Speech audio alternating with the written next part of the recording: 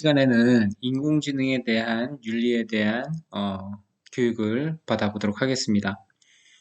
지난 시간에 우리가 미래학자가 얘기하는 100년 이후에 우리의 삶에 대해서 한번 알아봤어요. 그때 되면 인공지능과 인간이 더불어 살아가는 그런 시대가 도래할 것이다 라고 예측을 할 수 있다고 선생님이랑 같이 한번 알아봤었죠. 그렇다면 인공지능이 우리 인간과 사람과 더불어 살기 위해서는 윤리적인 모습도 가장 중요하다고 생각이 듭니다. 그렇지 않으면 여러분들이 영화에서 봤던 터미네이터와 같은 그 무시무시한 인공지능이 탑재된 로봇이 우리와 함께 살 수도 있습니다. 하지만 그것을 방지하기 위해서는 우리 인간들이 살아가는 방식과 비슷한 그런 윤리적 기준이 꼭 반드시 필요하겠죠. 한번 뉴스로 나왔습니다. YTN 사이언스에서 인공지능의 윤리, 과연 인간 사회의 위협일까라는 주제로 한번 뉴스가 나왔는데 영상을 한번 보도록 하겠습니다. 어떤 인공지능이길래요? 네, 글 쓰는 인공지능이 등장을 했거든요. 네. 바로 오픈 AI라는 미국의 인공지능 연구소에서 개발한 인공지능인데요. 이 오픈 AI는 마이크로소프트사와 이 일론 머스크 테슬라 창립자가 지원하는 비영리 연구기관이기도 합니다. 네. 여기서 개발한 인공지능인 GPT-2가 사용자가 시스템에 문장을 입력하면 문장 다음에 자연스럽게 이어질 문장을 만들어내는 건데요. 네. GPT-2가 직접 쓴 걸 한번 살펴보시죠. 연구진은 소설 반지의 제왕 속의 장면을 담은 문장을 시스템에 입력을 했다고 합니다. 네. 내용을 보면은 레골라스와 김리가 무기를 높이 들고 함성을 지르며 오크족을 향해서 진격한다 이런 문장이었는데요.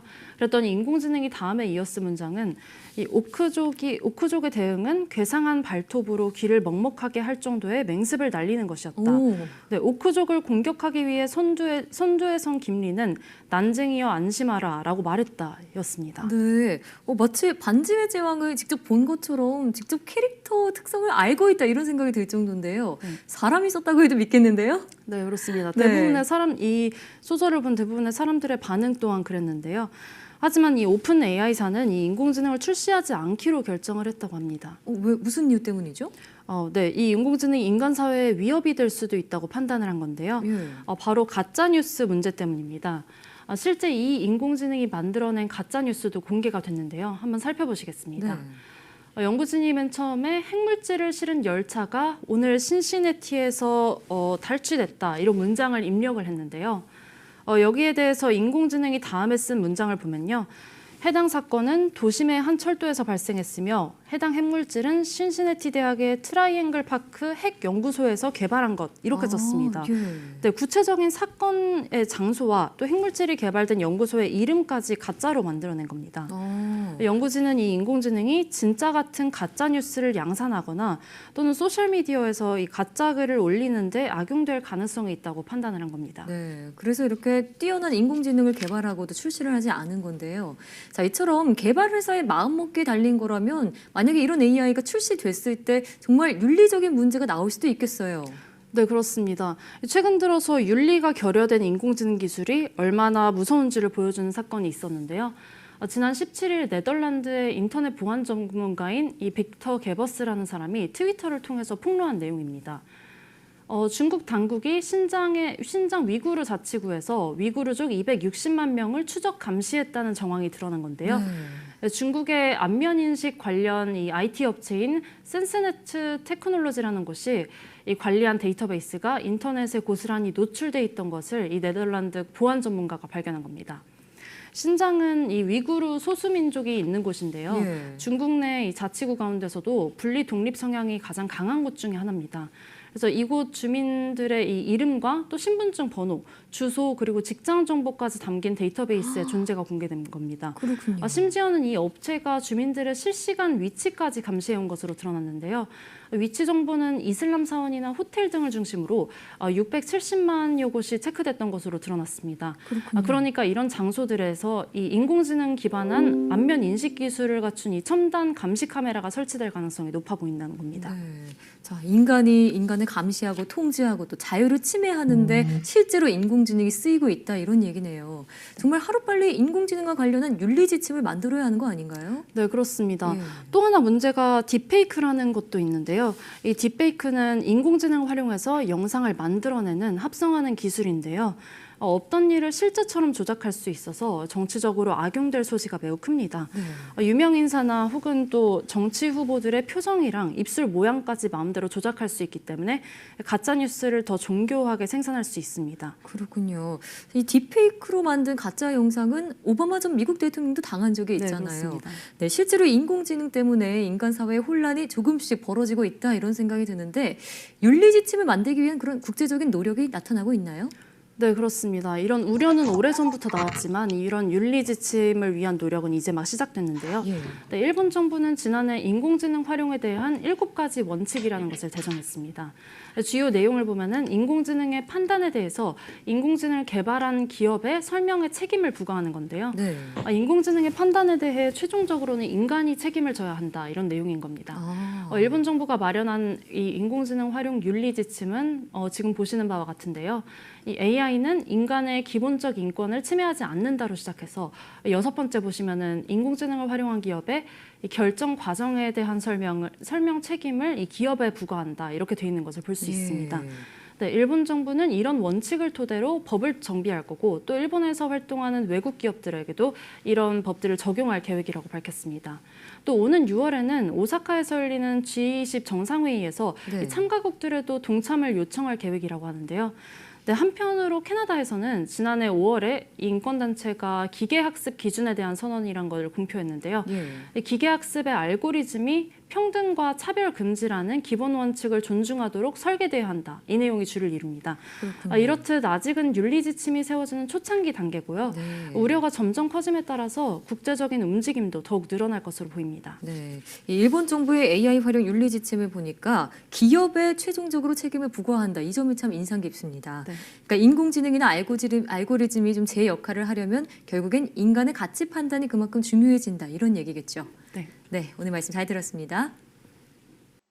예, 인공지능에 대한 윤리가 점점 더 중요성을 갖고 있고, 그리고 세계적인 이슈임에는 의심치 않습니다. 그래서 우리도 지금 배우는 입장에서 인공지능을 만들어 볼 거예요. 그러면 인공지능을 만들 때 어떤 마음 자세로 만들어야 되는지, 그리고 인류에 대해서 어떠한 피해를 입히지 않을까. 또 이제 기업들이 마음대로 인공지능을 만들어낼 수 없는 것은 그 인공지능이 어떤 영향을 갖는지 그 책임 소재가 전부 다 기업에 있다는 것이죠. 그건 아주 중요한 것 같아요. 무엇인가를 만드는 사람의 입장에서는 그 만든 저작물에 대해서는 책임을 질 필요가 있습니다. 그래서 여러분들도 나중에 인공지능이나 여러 가지 프로그램을 만들어내는 개발자가 된다 그러면 그 책임을 갖는 그런 자세가 가장 중요하겠죠. 어떤 예, 그러면 이제 첫 번째 인공지능 그래픽이에요. 그러면 인공지능은 이제 아까 전에 뭐 작가처럼 이제 기사도 이렇게 뭐 나타낼 수 있지만 자유롭게 막 이렇게 생산할 수 있지만 영상도 이제 비슷하게 만들어내는 그런 기술이 개발되어 있습니다. 그래서 미래 탐색 첫 번째 인공지능 그래픽입니다. 이 활동에서는 새로운 기술을 개발할 때 우리가 만드는 세상의 종류와 그 기술을 구축할 때 발생할 수 있는 의도하지 않은 결과에 대해서 생각하는 법을 한번 배워보도록 하겠습니다. 간이라는 기술을 가지고 간 페인트라는 거를 IBM에서 만들었어요. 그래서 그 도구를 한번 우리가 탐색을 한번 해보고 경험을 해보고 어떤 좋은 점이 있는지 그리고 이 기술이 우리 사회에 어떤 영향을 끼칠 수 있을까라고 고민하는 시간을 가져보도록 합시다. 그러면 선생님이 미리 그 사이트를 접속을 했어요. 한번 볼까요? 간 페인트입니다. 간 장치가 있는 간 페인트인데요. 간 페인트는 딥 네트워크를 사용하여 객체 수준 제어로 그립니다. 각 브러쉬는 장면을 그리는 법을 배운 간 뉴런 세트를 활성화합니다. 그러면 여러분들 여기에 화면을 보면 여러 가지 있어요. 나무도 있고요. 잔디도 있고 문도 있고 하늘도 있고 이렇게 나타낼 수 있어요. 그러니까 얘 나무를 무승부라는 얘기는 이제 여기다가 이제 추가를 할 수 있는 거고요. 이렇게 장소를 하면 이렇게 나무가 나타나요. 근데 지금 이 겐이 지금 제대로 작동이 안 되고 있어요. 그래서 없애는 것도 원래 이렇게 영역을 표시하면 없어지게 돼 있어요. 근데 안 없어지네요. 그래서 여러분들 이런 사진 자료를 가지고 조작을 할 수 있다는 그런 부분이 있습니다. 한번 나무를 한번 해볼까요? 여기 부분을 한번 해보겠습니다. 지금은 작동을 안 합니다. 예, 다시 한번 해볼게요. 예, 작동을 안 하죠. 그러면 이런 겐이라는 이 기술이 어떻게 작용이 되는지 여기 보면 여기 만들어진 MIT 공대의 주소가 있습니다. 한번 가보겠습니다. 그러면 겐을 해부해서 이렇게 보면 여기 나무를 선택하고 나서 이렇게 쭉 그리면 보면 이제 remove draw가 있습니다. 없어지기도 하고 나타나기도 하고 이런 과정이 있어요. 돔도 만들어지고 sky 하늘도 만들어지고요. 그러니까 실제 있는 사진을 정말 실제와 같이 이렇게 생성하는, 원래 여기가 도로가 아니었는데 도로를 만들기도 하고 이렇게 조작하는 기술이라고 봅니다. 한번 볼까요? 나무를 제거하면 나무가 사라졌어요. 나무가 원래 있었는데 나무를 제거할 수도 있고요. 나무를 또 추가할 수 있어요. 이 기술이라고 볼 수 있습니다. 그리고 원래 돔이 있는 상태인데 돔을 제거할 수 있어요. 이렇게 돔을 제거해서 원래 없었던 그런 영상을 만들어낼 수 있다는 겁니다. 그 다음에 돔을 추가해 볼까요? 옆에 돔이 없었는데 돔이 추가가 됐어요. 그 다음에 문이 있었는데 문이 사라질 수도 있고요. 없앨 수도 있고 문 하나를 더 만들 수 있고요. 문 두 번째, 세 번째 이렇게 만들 수 있는 게 바로 그 기술이라고 볼 수 있어요. 그러면 우리가 가지고 있는 일반 사진들을 조작을 할 수 있겠죠. 그게 바로 인공지능의 기술이라고 볼 수 있습니다. 이런 기술들이 있고요. 그래서 걔네 보면 돔을 그리는 방법이에요. 여러 가지 사진에서 돔의 사진을 따와서 그것을 한 곳에 합성을 시키는 거죠. 근데 사람이 합성한 것처럼 그렇게 나오지 않고 실제로 영상을 찍은 거와 같은 그런 사진을 그대로 만들어낸다는 겁니다. 이런 기술이라고 볼 수 있고요. 겐에서 보면 얘는 하나의 맵을 가지고 이렇게 따와서 그것을 가지고 그대로 이미지를 생성을 해요. 생성을 해서 나타내는 그런 기술을 바로 겐이라고 볼 수 있습니다. 이런 기술을 가지고 있고요. 그러면 다시 PT 자료로 넘어가겠습니다. 그 다음에 이제 겐에 대해서 우리 그래픽을 한번 체험을 해봤고요. 그러면 이 기술에 대해서 간단하게 한번 작성을 해보도록 하겠습니다. 이 그래픽이라는 이 기술은 마치 세상에 없는 사진이지만 여러 가지 사진을 토대로 해서 정말 사실과 같은 그런 사진이나 그림을 다시 재생산하는 그런 기술이라고 볼 수 있죠. 이 기술에 어떤 이해관계자가 관심을 보일까요? 또 이 기술의 영향을 가장 많이 받는 사람은 누구일지 한번 적어보세요. 선생님은 지금 딱 생각나는 사람은 바로 사진 판별가 그리고 그림 판별가, 이게 가짜 사진인지 진짜 사진인지 판별하는 사람, 위조 전문가, 이런 사람들도 관심을 갖겠네요. 그리고 우리의 영상을 가장 좋아하는 그 포토샵이라는 그 프로그램 알고 있나요? 그 포토샵 같은 경우에는 사진 합성을 할 수 있도록 이렇게 잘 만들어져 있죠. 그런 사진 기술을 하는 사람들, 그런 사람들도 많은 영향을 받을 것 같습니다. 여러분들이 알고 있는 이해관계자를 한번 다 같이 한번 적어보도록 합시다.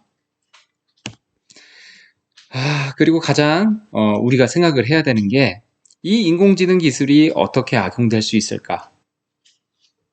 그리고 이 기술이 과연 어떤 다른 사람을 도와줄 수 있을지 여러분들 자유롭게 적어주면 좋을 것 같습니다. 그리고 50년 뒤에 생길 수 있는 긍정적인 일, 그리고 50년 뒤에 생길 수 있는 부정적인 일도 한번 예측을 한번 해보도록 하겠습니다. 지금 적은 모든 결과물은 여러분들 과제로 나갈 겁니다. 과제로 적어서 기일 내에 제출해 주면 될 것 같습니다. 오늘은 인공지능 그래픽에 대해서 알아봤습니다. 다음 시간에는 인공지능 작가에 대해서 알아보겠습니다. 이제는 글도 이제 만들어낼 수 있다 그러죠? 그러면 이걸 한번 탐색해보고 오늘과 같이 미래에는 어떤 직업군이 영향을 받을 것이고 그리고 이게 어떤 이로운 점과 나쁜 점이 있을지 한번 고민해 보도록 합시다. 예, 다음 시간에 보도록 합시다. 수고하셨습니다.